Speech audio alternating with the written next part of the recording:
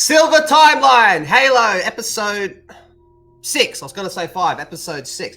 Dude, that means we only have 2 more episodes to go. Yeah, okay, so this episode, I will say, is an improvement from last week, but last week might have been one of the worst pieces of TV I'd seen in a long-ass time.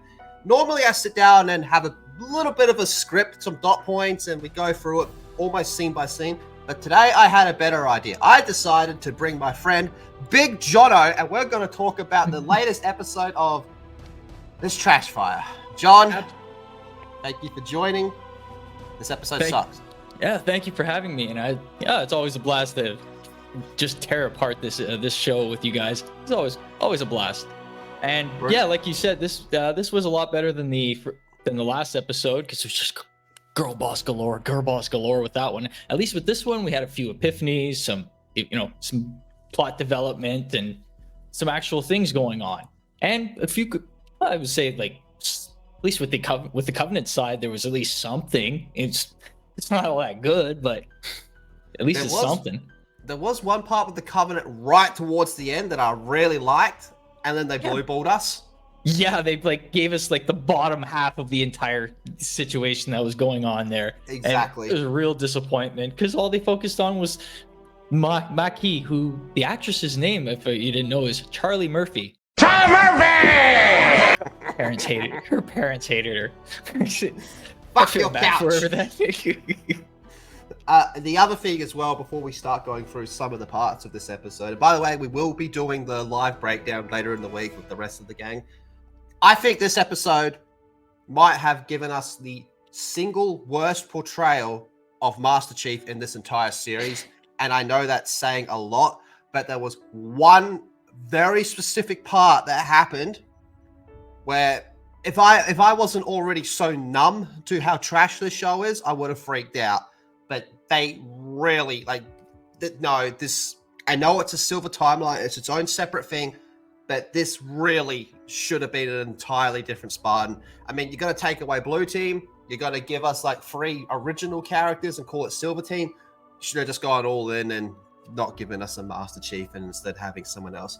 But anyway, we're going to get to that part. Let's get started. So this episode starts with action and Spartans in armor. Wow. Remember armor? Probably not, because we haven't seen it in 3 episodes. So it starts with Spartan Freeze deploying onto a Covenant ship, and they're getting picked off. They're getting shot out of space.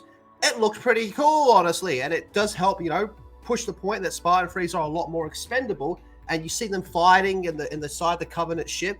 That's all really cool. And then it turns out the whole thing's a simulation, and it didn't actually happen. So the coolest part of the episode didn't even happen. And for some reason, Perez is now a Spartan Free.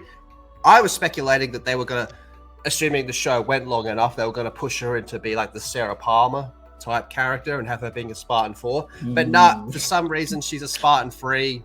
That should be a Palmer in the Spartan 3 program then. Palmer and a Spartan 4. Oh, God. Well, it seems like they made an amalgamation of the Spartan 4s, taking military personnel instead of the war orphans that we knew from Spartan 3s, and they brought, they made them they're not even augment. And I did make take a look at the timeline.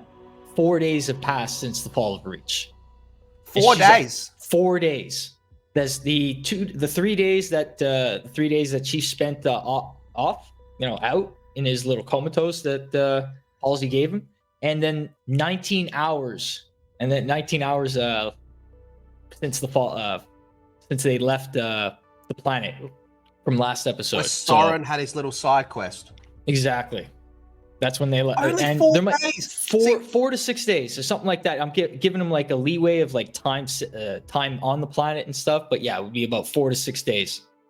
I was way off. I said it's got to be a couple of weeks, right? That's one thing we were talking about this in the group chat. We're talking about this in the group chat going, does anyone know what the time gap is here? Because some things make it seem like it's just immediately following it. But then there's other things where has some time passed? And for me, that was one part there with Perez. She's a Spartan 3 now. Surely that would have been a bit of time. It's it's 3 days, you're saying, or 4 days. Time to get to another planet, time to sign up for the program, and even all the propaganda that they had throughout the show of Chief. It was it may have been all like predetermined, all set in motion by Oni, which we did get a lot of Oni stuff in this episode. For A lot. it was just with that after that they showed Kai being Kurt. Kai doing is the whole Kurt. leadership. Yes, Absolutely. Kai is Hands exactly down. Kurt. Yep, she's And just Kurt she's now. she's completely unaware of the situation, the full situation that went down over at Reach. All as far as she was aware, this episode pretty much revealed that she's totally in the dark with a lot of this stuff. All she did was just follow orders, and she inadvertently abandoned her team and inadvertently did what she did. And once she started realizing, putting the pieces together, we saw in this episode, and even with her versus Chief. Oh my god, that was just like you were saying, that the kind of Master Chief that we got in this episode was not at all the Master Chief that we know and remember.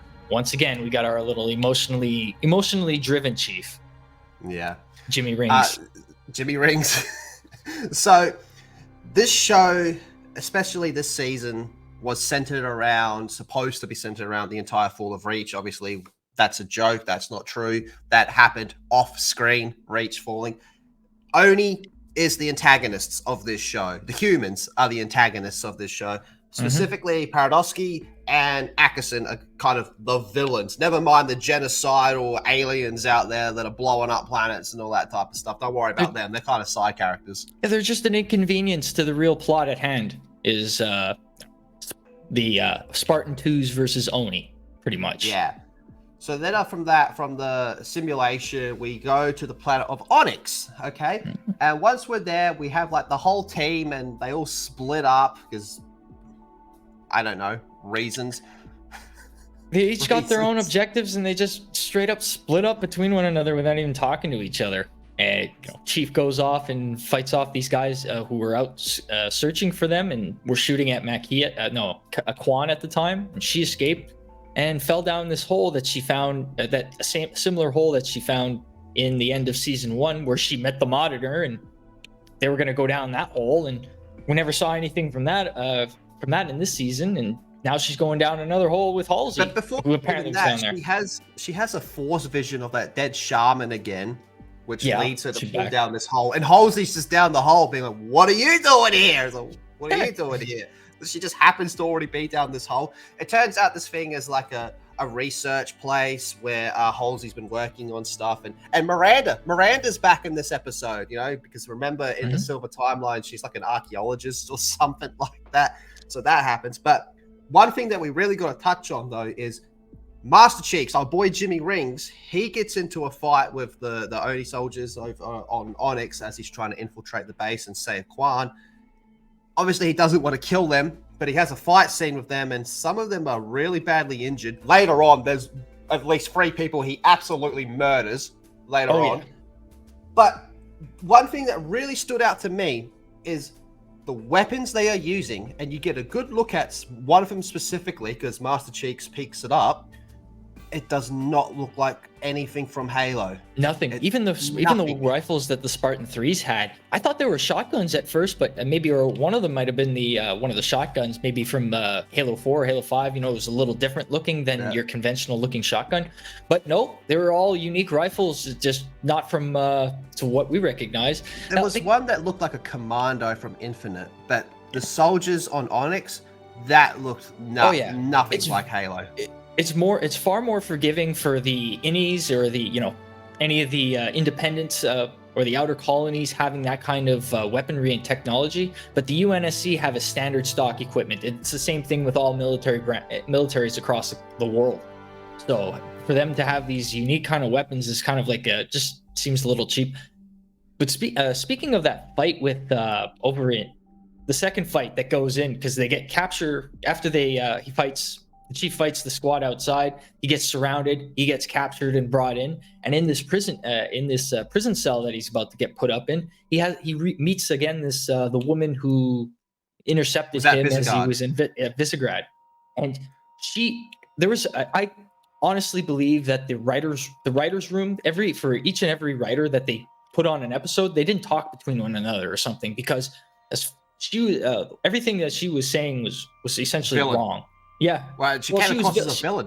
She Oh yeah, talks about the definitely. dead Spartan team, and she's like, those Spartans got wrecked. They got, she's like talking about how they got destroyed and stuff. And I'm like, what the fuck? You mean It's really stupid. The thing that she said that Chief put a weapon on her, aimed a gun at her. No, it was Kai that aimed a gun at her. It wasn't Chief. Chief never raised his weapon at him. And the other thing that she tried to get at him with a comeback, but like when he said, it's poor training or poor leadership. And she said, well, which was it then for Cobalt team? It was Ackerson's poor leadership that was the problem in that situation. And it just felt all the dialogue that was coming out of her mouth just sounded so wrong and completely disconnected from what happened in other episodes. So it just made a lot of the decisions that were made, even in other episodes, it leads me to believe that there was segregation between the writers, and that's no way to make a show at all. I agree, but to me, the thing that stood out more was how she just sounds like a villain. Like, she sounds more threatening than the prophets at this stage, talking about dead Spartans and stuff. Like, oh, okay. All right, but anyway, so Chief gets put in this cell here, and they kind of have him locked up like he's like Michael Myers type of thing, and it doesn't work. He breaks out of their control pretty easily, and there is, like, as he's like fighting off these soldiers, there is one guy that he straight up Mortal Kombat, get over here, scorpion flings, and this dude is dead as fuck, man.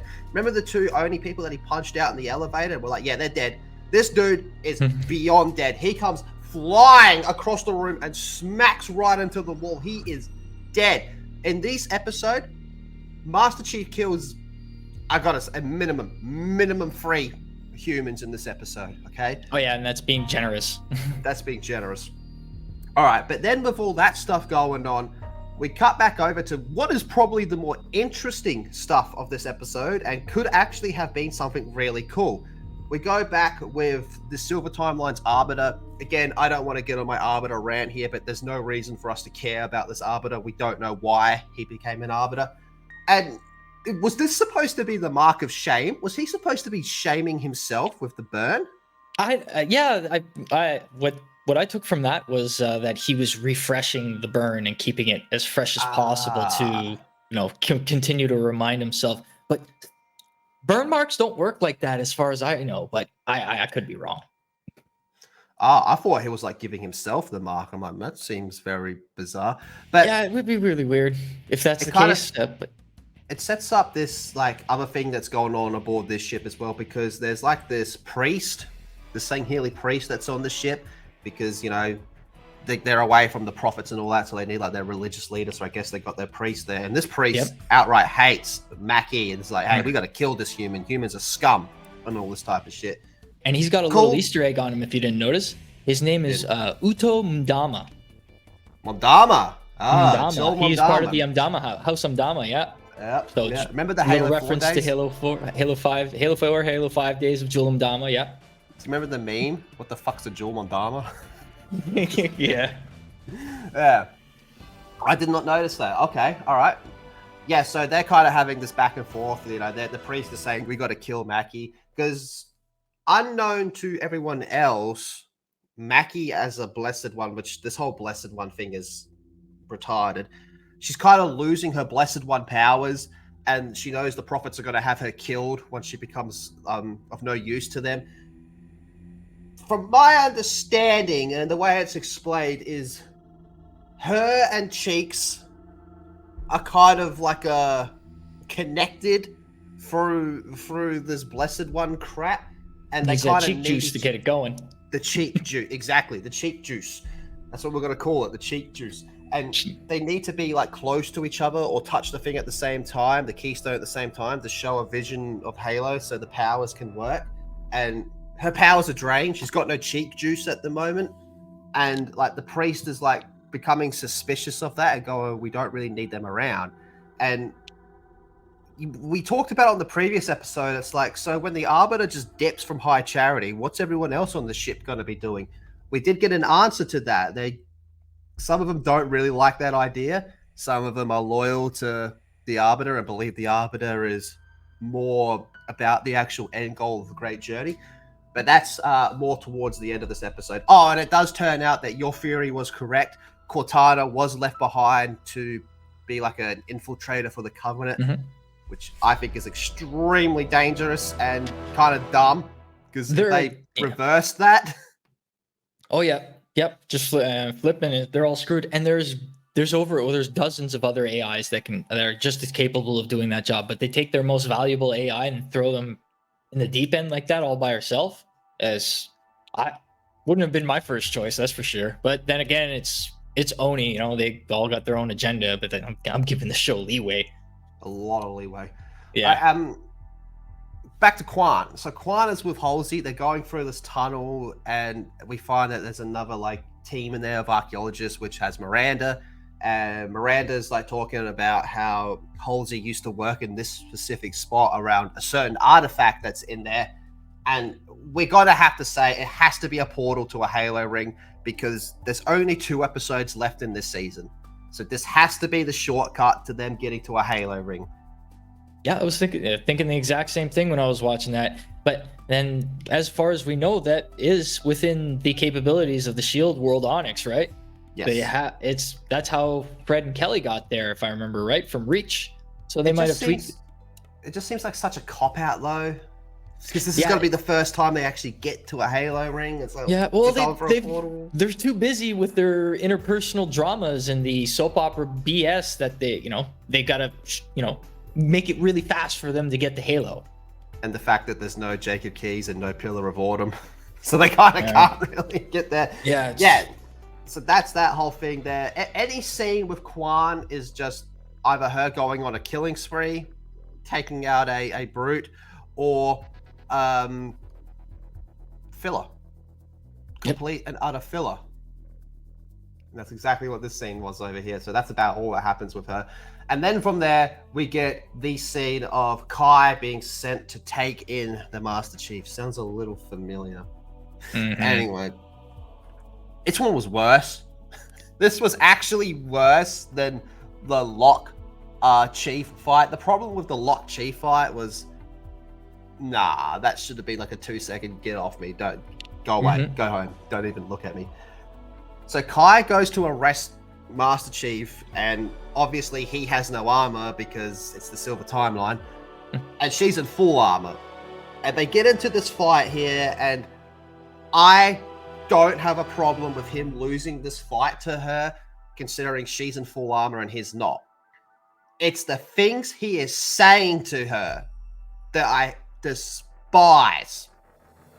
He's full-blown having this breakdown, being like, well, we're just Spartans. That's all we are to them. We don't mean anything, we never stop to question what's going on, at the other end of the gun. What? You mean the genocidal aliens? Are we talking about the same thing here, Cheeks? Yeah, that's it. The existential crisis is irrelevant to him. It's just little personal vengeance now at this point. And he doesn't. It's not our chief, man. This is not that way that he would function. Well, even like her, she's sent to arrest him, and all she does is beat the crap out of him. She doesn't just go, all right, you're coming with me, just drag him off. What are you gonna do? I'm in full armor.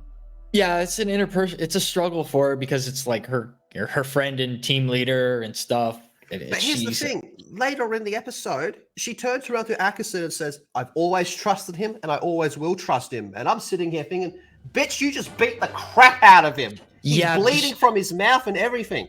I blame Ackerson on that because she's just being a good dumb soldier and just being led to believe or insinuated that that Chief was working with the Covenant because of the whole Maquis thing. And that's the thing. They try to paint Chief as the villain over here, being like, oh well, he fucked Maquis, so he's got to be down with the Covenant. And we're like, you all let her walk in the first season. Like I say every time, none of you bothered to put a sack over her head. She just walked in and could see everything for how it was. You are all, Ackerson's responsible, but you are all have a part to play in the fall of Reach here. And why? Just because he banged her, now all of a sudden he's on the side of the Covenant? I think that's a massive, massive reach, no pun intended, considering the fact that, this is like a 6-month gap between season 1 and season 2, and they have been going on some missions here and there. I found that so hard for her to believe that. It's almost, it all comes down to the fact that they want Oni to be the main villain, and that's Yep. the way they're painting it. But after they have their fight scene, which is really just him being smacked around and beaten up by a fully armored Spartan 2, Cortana then contacts Onyx and Paranovsky, and that's when it's revealed that she was an insider the whole time. And then she starts talking to Cheeks, our boy Jimmy Rings. And it clicked. I'm like, this is the first time they've actually interacted this whole season. Yep. We're on First time. season 2 of a Halo show, and we're on the second or the third to last episode, and they're only just interacting. Wow. Like All right, actually anyway. interacting as if they were as if from the games, you know. We did Yeah. get a little tiny bit in the last episode or 2 of season 1, but that was it. Cut it right there. They knew they Well, fucked up. He also died at the end of season 1, but we're not going to talk about that part. Yeah, he would have died a lot of times in this episode too against Kai. That's against Spartan armor. You know, one could say that she was, you know, pulling her punches, you know, because it is Chief. But yeah, the way that she flies is He's pretty smashes beat his up. head. It caves in the fucking steel of the friggin' of those computer systems that they had in there. But this is probably the worst part to me is, all right, so she's encouraging Chief, you know, you got to get up, you got to keep going. And she's like unlocking doors for him and all that type of stuff. But there's one part where she says to him, she goes, hey, I've learned of something.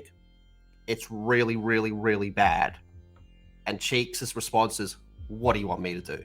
And he's not saying it in like a, I need a weapon type of scenario. It's more of like a, well, what do you want me to do about it? I can't do anything about it.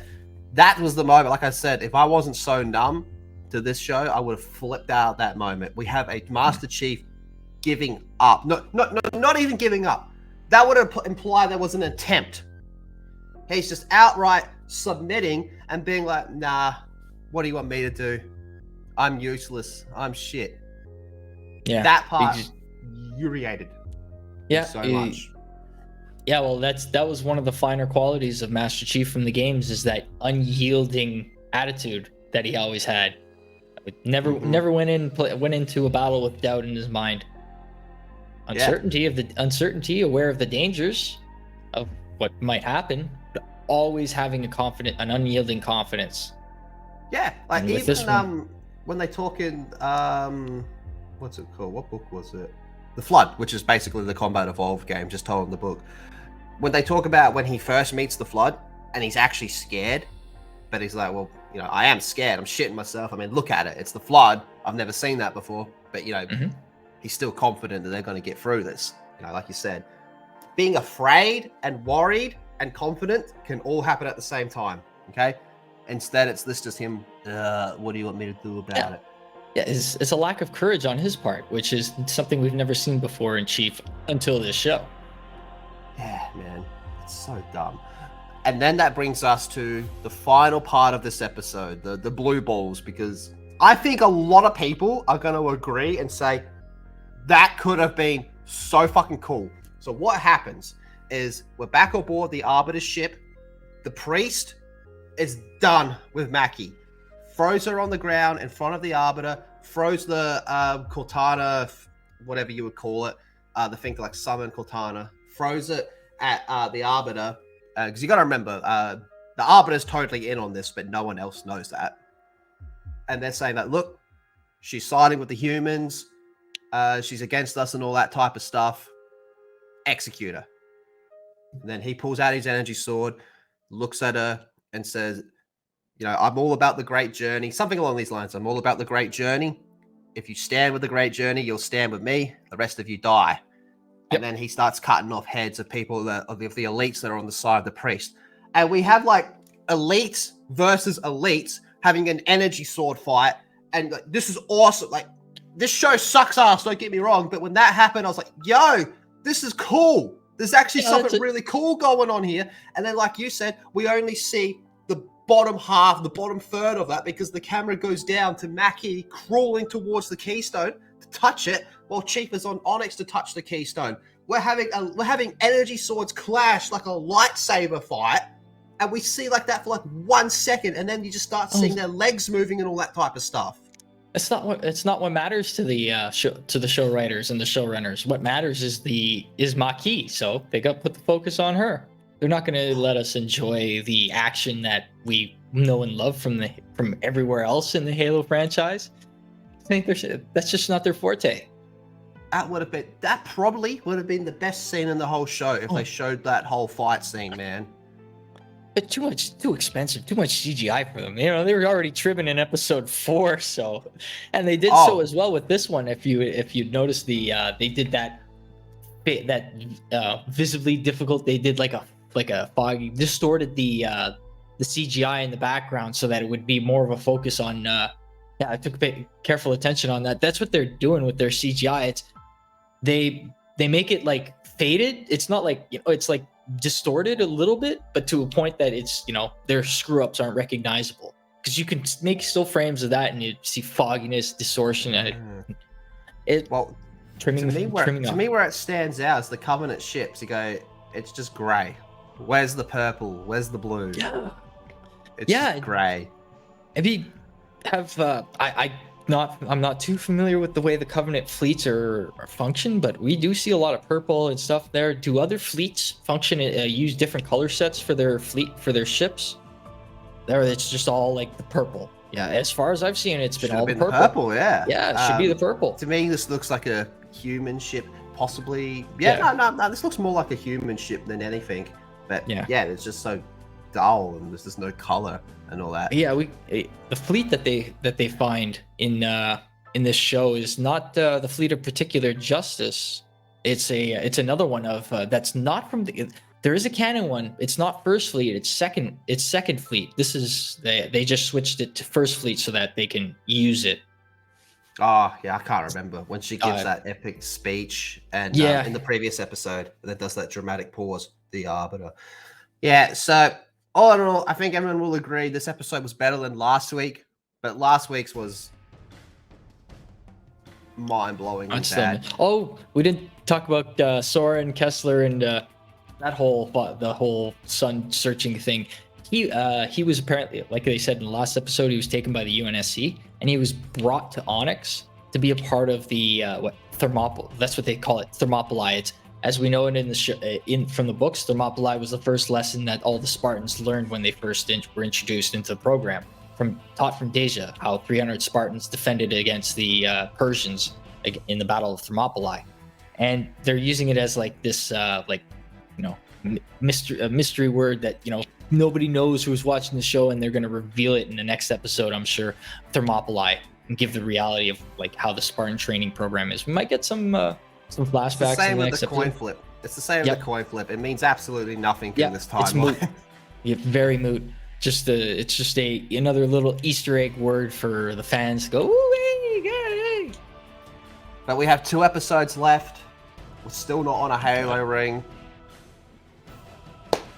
This show really does suck. Anyway, John, thank you for coming on. We will be doing the live breakdown later throughout the week. But John, you recently started your own streams. Yep, started just this week. Started off strong with a good 26-hour of the Master Chief Collection. Went through all 6 campaigns, and it took me around 3 hours to do 3 in ODST, and the rest of them took around 4.5 to 5 hours each. It was an ordeal, but I had an absolute blast, and I'm looking forward to starting it next week. Y'all can find me at kick.com/John Connors, all the same word as my name here. And I'll be happy to start streaming regularly, and hope to see you there and have fun. It will be the pinned comment. All right, motherfuckers, I gotta go. I don't know, fucking smash my head into a brick wall. See ya, everyone. This show sucks. You don't look so good.